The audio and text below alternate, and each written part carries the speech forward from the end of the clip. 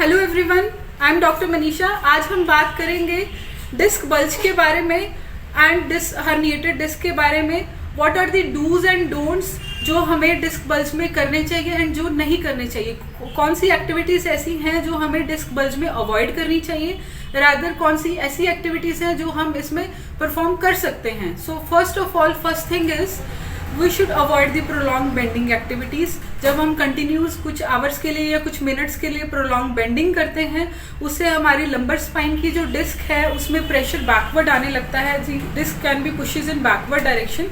उससे आपकी सिम्टम्स और एग्रेवेट हो सकते हैं and that can further leads to disc bulge also. So you should avoid prolong bending and twisting also. Second more important thing is avoid prolong sitting.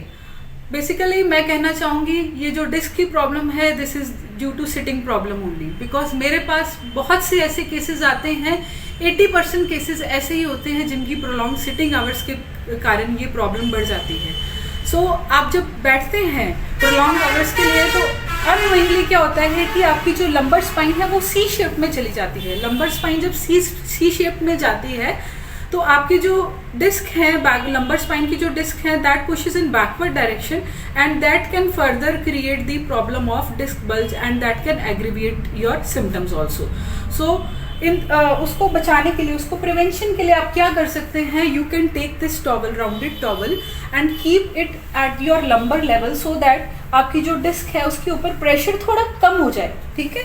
और अगर आप इसको नहीं रखना चाहते हैं, you can take a back support also in this place, that will also be helpful. So अगर आप IT प्रोफेशनल हैं या आपको प्रोलॉन्ग आवर्स के लिए ड्राइविंग करनी पड़ती है, you should take a frequent breaks in between. After every 1 hour you should take 5 to 10 minutes के लिए ब्रेक। और उस केस में आपको you should stand like this and you can bend your spine in a backward direction so that you can compensate your lumbar spine in a convexity position, that is a normal curve. Third more important thing is you should avoid the unsupervised exercises. हम generally देखते हैं अगर हमें disc की problem है, back pain है, तो हम इंटरनेट पे सर्च करके जो एक्सरसाइज अवेलेबल है हम करना स्टार्ट कर देते हैं, पर उससे आपकी प्रॉब्लम बढ़ सकती है। बिकॉज इसके लिए कुछ स्पेसिफिक एक्सरसाइजेज होती हैं, वो ही हमें करनी चाहिए under the supervision of trained physiotherapist. So मैं अपनी नेक्स्ट वीडियो में डिस्कस करूंगी कि हमें डिस्क बल्ज में क्या क्या एक्सरसाइजेस करनी चाहिए। Fourth important thing is avoid prolong hours driving. अगर आपको ड्राइविंग प्रोलॉन्ग आवर्स के लिए करनी भी पड़ती है, you should wear a lumbar belt, lumbar corset belt, that because in jerky like surfaces जब आप जाते हैं तो उस चीज़ में आपकी जो डिस्क है उसको सपोर्ट रहे।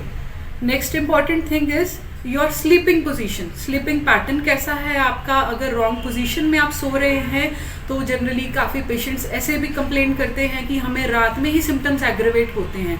तो उसका कारण क्या है कि वो एक साइड पे टर्न लेके सोते हैं और अपनी जो स्पाइन है वो उसको इतना ज़्यादा बेंड कर लेते हैं, फ्लेक्स कर लेते हैं, उससे उनकी प्रॉब्लम और बढ़ती है। रादर आपको जो आपकी लेग्स है, आपकी स्पाइन है, उसको ज़्यादा बेंड नहीं करना है, लेग्स को स्ट्रेट करके हल्का सा बेंड करके फिर आपको स्लीपिंग पोजीशन को मेंटेन करना है।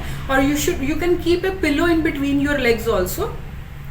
Next fifth important thing is you should avoid the gymming activities. जब आप जिम में जाते हैं, डेडलिफ्ट्स उठाते हैं या आप पुशअप्स करते हैं तो आपकी स्पाइन फ्लेक्शन में जाती है, उससे भी आपकी प्रॉब्लम फर्दर एग्रेवेट हो सकती है। So these are the important things you should take care of to prevent your disc problem or to prevent your problem in aggravating symptoms. So thank you so much. Thanks for watching.